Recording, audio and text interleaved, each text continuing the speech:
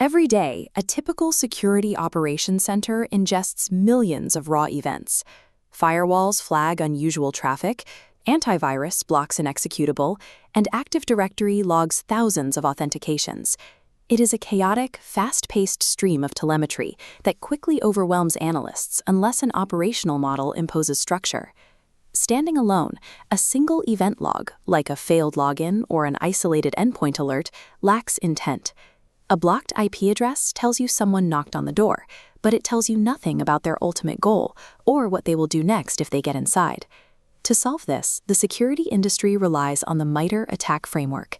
ATT&CK is a globally accessible, continuously updated knowledge base of real-world adversary behavior. It catalogs exactly what threat actors do during an intrusion. Historically, defenders mapped these intrusions using the Lockheed Martin cyber kill chain. The kill chain established a high-level, linear model of an attack, moving sequentially from reconnaissance and weaponization straight through to delivery and actions on objectives. This diagram compares the two models. On the left, the traditional kill chain shows a strict linear flow. On the right, MITRE ATT&CK maps behavior across a multi-column matrix. Modern intrusions rarely follow a straight line. An attacker might bypass initial defenses, establish a foothold, and then spend weeks bouncing between escalating privileges, discovering new accounts, and evading detection before ever exfiltrating data. To effectively triage alerts and hunt for hidden threats, SOC teams must transition from looking at isolated data points to using the ATT&CK matrix to reconstruct the complete adversary narrative. This grid represents the enterprise ATT&CK matrix. To use it, you have to understand its foundational architecture, which is built entirely on TTPs, tactics, techniques, and procedures. The column headers across the top are the tactics.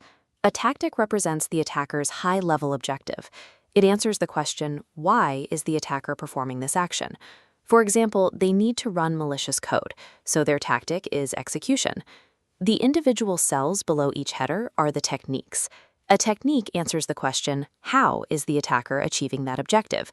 Under execution, one common method is using a command and scripting interpreter. Because there are many ways to use a scripting interpreter, the matrix breaks these down into sub-techniques. These offer a granular, technical categorization. A specific sub-technique here would be the use of PowerShell. Finally, the exact implementation observed in the wild is the procedure. This is the specific string of malicious PowerShell code, the exact malware variant, or the specific threat actor group, like APT29, using that code.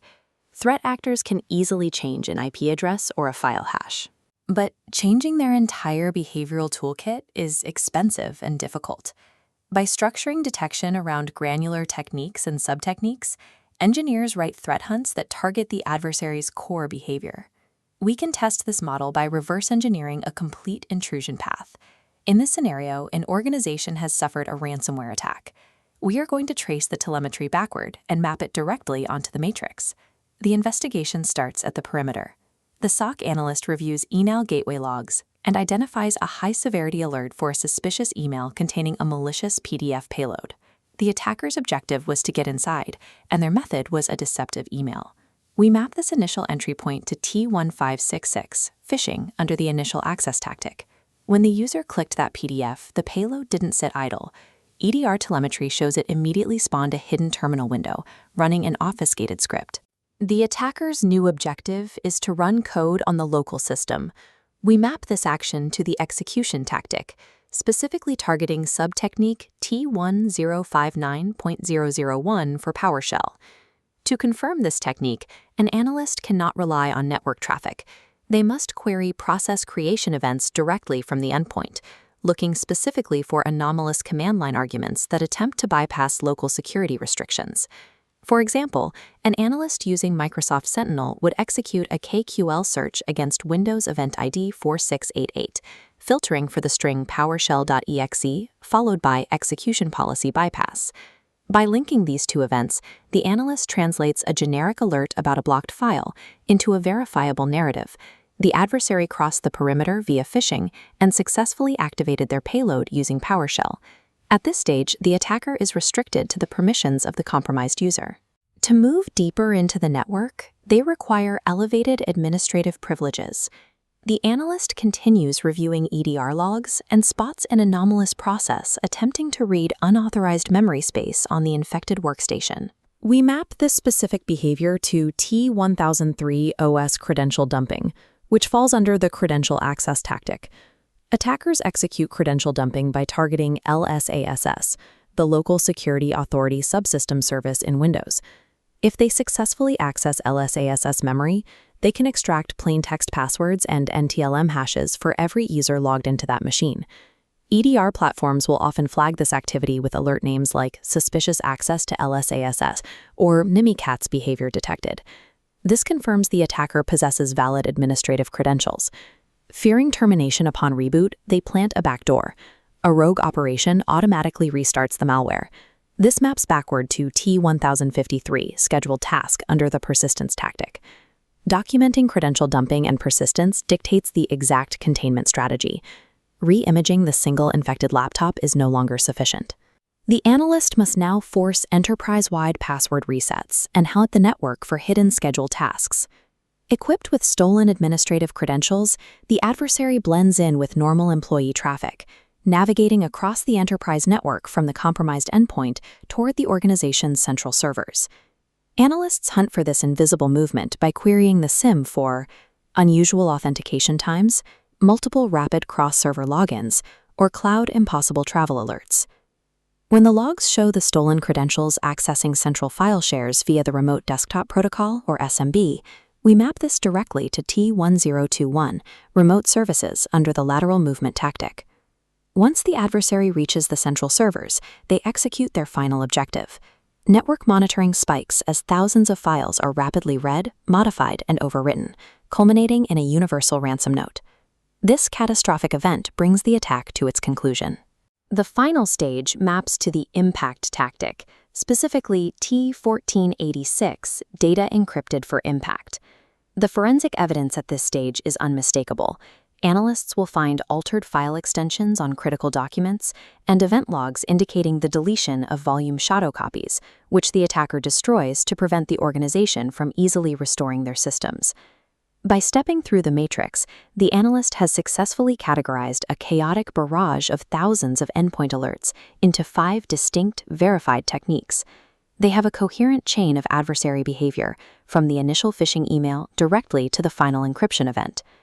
Mapping an incident in real time requires a strict methodological process.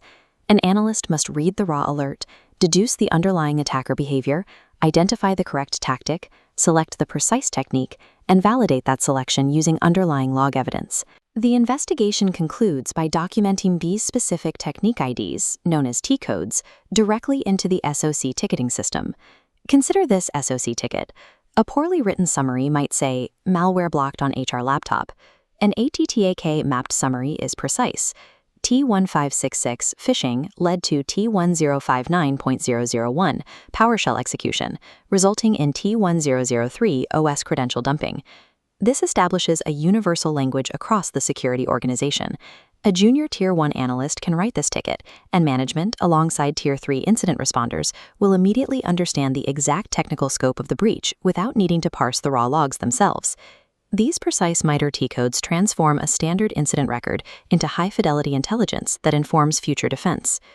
MITRE ATT&CK is not limited to documenting past incidents. It serves as an active feedback loop for continuously improving an organization's future defenses. Detection engineers review these mapped incidents to audit their SIEM coverage. If an attack progresses to lateral movement before generating an alert, the engineers know exactly which technique bypassed their current rules.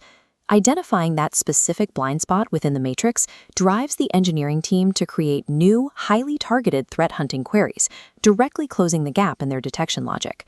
To integrate this framework into your daily workflow, we have compiled a comprehensive ATT&CK cheat sheet designed for both immediate operational reference and SOC interview preparation. It outlines strict definitions for TTPs, lists the most frequently observed tactics and techniques, and pairs them directly with the critical logs and containment actions you need to execute an investigation. Mastering the MITRE ATT&CK framework provides the operational clarity required to understand adversary intent. It elevates an analyst from merely reacting to raw alerts to actively outmaneuvering adversaries on the operational battlefield.